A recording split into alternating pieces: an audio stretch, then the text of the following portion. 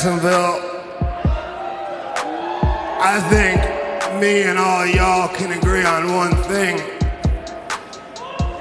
Kenny Omega may be a tough son of a bitch,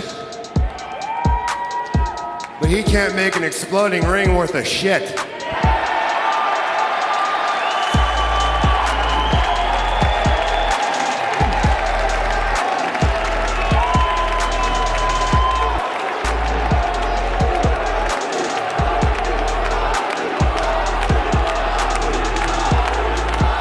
I see more dangerous shit on ridiculousness on MTV. What the f***? I'm still standing, bitch.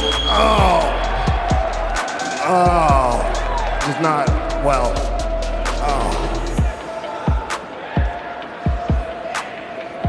We thank you guys, man, for coming out here during these tough times every time and watching the best pay-per-view product